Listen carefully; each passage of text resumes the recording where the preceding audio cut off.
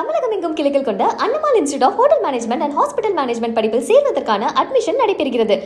சென்னையில் நள்ளிரவு முதல் மழை பெய்து வரும் நிலையில் இன்றும் நாளையும் மழை தொடரும் என வானிலை ஆய்வு மையம் தெரிவித்திருக்கிறது. களத்திலிருந்து செய்தியாளர் ஆனந்தன் இணைகிறார், அவரிடம் பேசலாம். ஆனந்தன், நீங்க எந்த பகுதியில் இருக்கீங்க? நள்ளிரவு முதலே மழை பெஞ்சிருக்கு, அந்த பகுதியில பாதிப்பு ஏதேனும் இருக்கிறதா? விவரம் என்ன?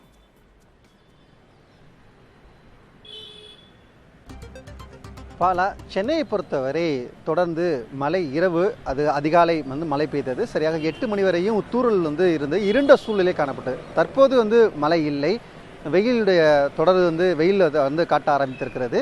பரவலாக சென்னை, காஞ்சிபுரம், செங்கல்பட்டு உள்ளிட்ட மாவட்டங்களில் மழை பெய்யும் என்று சென்னை வானிலை ஆய்வு மையம் தெரிவித்திருக்கிறது. கோடை வெயில் தாக்கத்தில் மிகுந்த சிரமத்தில் மக்கள் இருந்தாங்க.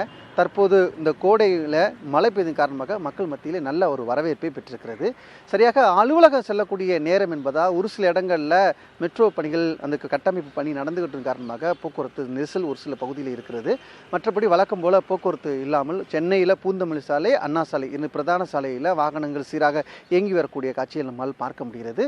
நான் நிற்கக்கூடிய இடம் பூந்தமல்லி பிரதான சாலை. தற்போது மழை இல்லை, ஆனால் மழை வரக்கூடிய ஒரு சூழல் தான் சென்னையில் வானிலை நிலவரம் இருக்கிறது. ஆனால் வானிலை நிலவரத்தை பொறுத்தவரை பார்த்தோம்னா மேலே குறிப்பிட்டது போல காஞ்சிபுரம், செங்கல்பட்டு உள்ளிட்ட சென்னை உள்ளிட்ட மாவட்டங்களில் மழை பெய்யும் என்று வானிலை ஆய்வு மையம் ஒரு தகவலை கூறியிருக்கிறது. இந்த நிலை தான் தற்போது இருக்கிறது. இந்த மழையை பொறுத்தவரை வெயில் காலத்தில் வெப்பம் அதிகமாக இருக்கக்கூடிய ஒரு சூழ்நிலையில் இந்த மழைப்பொழிவு என்பது மக்கள் மத்தியில் ஒரு வரவேற்பே இருக்கிறது. பாலா, இணைப்பிலேயே இருங்க ஆனந்தன். மழை தொடர்பான விவரங்கள் பற்றி பேசுவதற்காக நம்முடன் சுயாதீன வானிலை ஆய்வாளர் ஹேமச்சந்திரன் இணைந்திருக்கிறார். திரு ஹேமச்சந்திரன், கோடை காலமா அல்லது மழைக்காலமா அப்படிங்கிற நினைக்கிற அளவுக்கு சென்னையில் வானிலை மாற்றம், ஒரு இதமான வானிலை நிலவுகிறது. சென்னையில் இன்னைக்கு மழை பெய்யுமா? அதே போல தமிழ்நாட்டோட பிற பகுதிகளில் மழை எந்த அளவு இருக்கும்?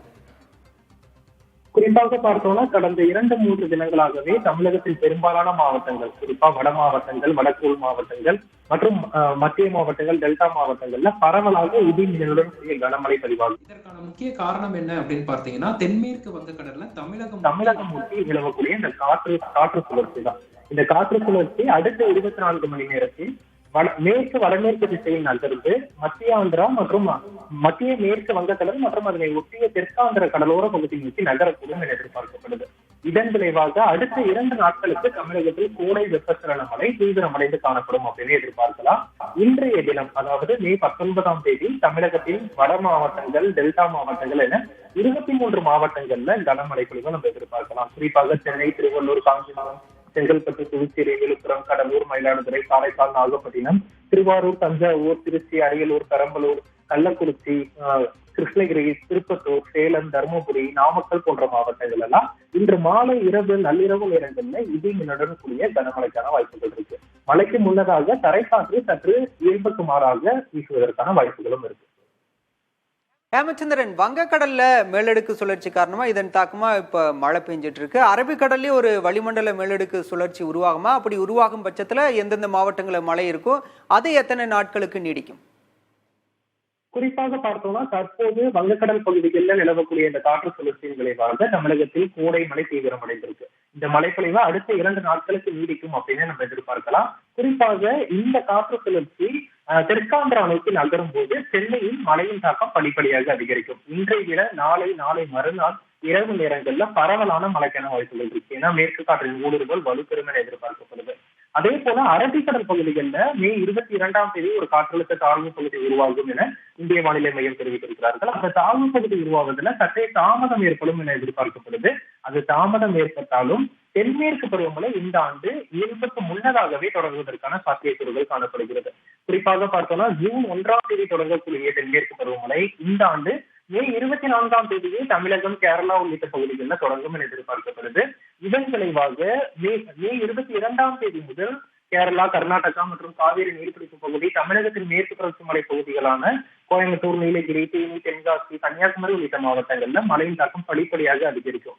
குறிப்பாக மே 24ஆம் தேதி முதல் 31ஆம் தேதி வரையிலான ஒரு வார காலத்திற்கு காவிரி நீர்பிடிப்பு பகுதி, கேரளா, கர்நாடகாவில் தென்மேற்கு பருவமழை தீவிரமடைந்து மழைப்பொழிவு கொடுக்கும் அப்படின்னு நம்ம எதிர்பார்க்கலாம்.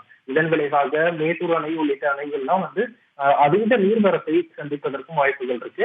ஒட்டுமொத்தமாக தமிழகத்தில் பெய்யக்கூடிய வெப்பச்சலன மழை அடுத்த 2 நாட்களுக்கு நீடிக்கும். அதாவது மே 20ஆம் தேதி இரவு வரைக்கும் நீடிக்கும் அப்படின்னு எதிர்பார்க்கலாம். அதன் பிறகு மே 21ஆம் தேதி இரவு முதல் தென்மேற்கு பருவமழை தொடங்குவதற்காக ஒரு சாதக சூழல் உருவாகி கேரளா, கர்நாடகா, மேற்கு தொடர்ச்சி மலையோர மாவட்டங்கள்ல மழையின் தாக்கம் அதிகரிக்கும். ஹேமச்சந்திரன், தென்மேற்கு பருவமழை முன்கூட்டியே தொடங்குது. மழைப்பொழிவு எப்படி இருக்கும் உங்களுடைய கணிப்பு? இந்த ஆண்டு தென்மேற்கு பருவமழை பார்த்தீங்கன்னா நமக்கு முன்கூட்டியே தொடங்கினாலும் ஒட்டுமொத்தமாக தமிழகம், கேரளா, கர்நாடகா உள்ளிட்ட ஒட்டுமொத்த தென்னிந்தியாவிலேயுமே நல்ல மழைப்பொழிவு கொடுக்கும் அப்படின்னு எதிர்பார்க்கலாம். இயல்புக்கு அதிகமான மழைப்பொழிவை எதிர்பார்க்கலாம். குறிப்பாக தமிழகத்தை பொறுத்த வரைக்கும் நம்ம கடந்த 3 மாதங்களாகவே இந்த கோடை காலம் தொடங்கியது முதலே பார்த்து வருகிறோம். மார்ச் மாதத்தில் ஒரு வாரம் நல்ல மழைப்பொழிவு இருந்தது. ஏப்ரல் மாதத்தில் ஒரு வாரம் மழைப்பொழிவு நன்றாக இருந்தது. அதே போல இந்த மே மாதம் தற்போது பெய்யக்கூடிய மழைப்பொழிவு கூட நம்ம முன்பே பதிவு செய்திருந்தோம். இந்த மே மாதத்திலும் அக்னி நட்சத்திர காலகட்டத்துல பரவலாக தமிழகத்தில் மழைக்கான வாய்ப்புகள் இருக்கு அப்படின்னு. அதே போல ஜூன், ஜூலை, ஆகஸ்ட், செப்டம்பர் உள்ளிட்ட தென்மேற்கு பருவமழை காலத்திலையும் தமிழகத்துல பரவலான மழைப்பொழிவு மாதத்திற்கு ஒரு வாரம் பரவலாக எதிர்பார்க்கலாம். குறிப்பாக தென்மேற்கு வங்கக்கடல் பகுதிகளில் காற்று சுழற்சி உருவாகி காற்று சுழற்சியுடன் இணைந்த வெப்பச்சலன இடி மழையாக தமிழகம் முழுவதுமே பரவலாக மழை கொடுக்கும் அப்படின்னு எதிர்பார்க்கலாம். அப்படி பார்க்கும்போது ஜூன் முதல் செப்டம்பர் வரையிலான ஒரு 4 மாத காலகட்டத்துல தமிழகத்தில் இயல்பாக 44 சென்டிமீட்டர் மழைப்பொழிவு பதிவாக வேண்டும். இந்த ஆண்டு 48 முதல் 52 சென்டிமீட்டர் அளவிற்கு பதிவாகும் என எதிர்பார்க்கப்படுது. தமிழகத்தின் கடலோர மாவட்டங்கள், உள் மாவட்டங்கள் என பரவலாக மழைக்கான வாய்ப்புகள் இருக்கு. பெரும்பாலான மாவட்டங்கள்ல இயல்புக்கு அதிகமாக இருக்கும். குறிப்பா கோயம்புத்தூர், நீலகிரி, கன்னியாகுமரி உள்ளிட்ட மேற்கு தொடர்ச்சி மலையோர பகுதிகளில் அந்த பருவமழையின் தாக்கம் அதிகம் இருக்கும் என எதிர்பார்க்கப்படுவதன் காரணமா இயல்புக்கு மிகுதியான மழைப்பொழிவை நம்ம எதிர்பார்க்கலாம். நன்றி திரு ஹேமச்சந்திரன். இதே போல சென்னையில் மழை தொடர்பான விவரங்களை களத்திலிருந்து வழங்கிய செய்தியாளர் ஆனந்தனுக்கும் நன்றி. தமிழகம் எங்கும் கிளைகள் கொண்ட Annamal institute of hotel management and hospital management படிப்பில் சேர்வதற்கான அட்மிஷன் நடைபெறுகிறது.